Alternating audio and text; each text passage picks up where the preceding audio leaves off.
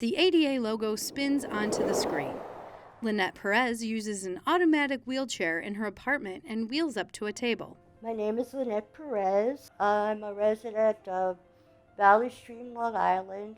As we celebrate the 29th anniversary of the signing of the Americans with Disabilities Act, Lynette Perez remembers pre-ADA and says there are a lot more opportunities now for people with disabilities since it became law. When the ADA was established, it helped pave the way for Lynette to get flexible start and end times at the Nassau County Probation Office where she worked for about 20 years. That flexibility allowed her to get reliable transportation to and from the office. And the way the ADA affected that was because somebody had to drive me, I was allowed to come in at 8:30 rather than 9 o'clock, which was their start time. And I said if I gave up, the lunch hours were an hour. I said if I could take my lunch hour and cut it in half and take only a half hour and leave at 3:30 p.m. rather than 4, it would help me out. They granted that. They also had a wheelchair accessible bathroom, which was good. Part of Lynette's transportation to work involved her mom, and she was able to take the paratransit bus service home, which was established thanks to the ADA. It's good for me because I don't have to rely on somebody, either a family member or a friend or somebody else to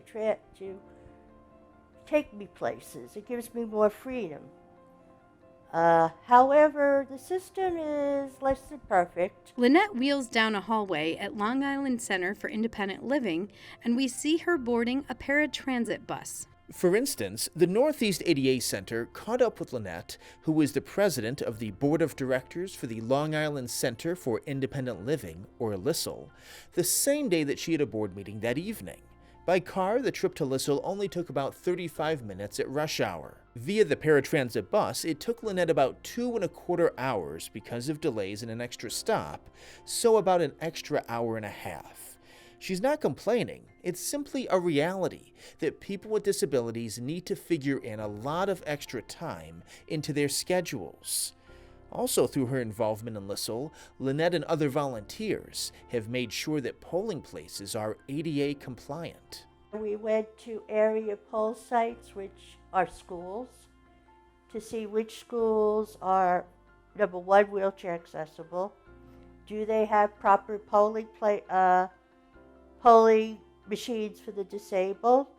Do they have signage? While the ADA has made a great difference in the lives of people with disabilities so they can be included in society, Lynette is hoping that in the future there will be even greater access and flexibility for paratransit riders across municipal lines, more accessible medical equipment at healthcare facilities, and additional accessible housing in communities. To learn more about the ADA, log on to northeastada.org.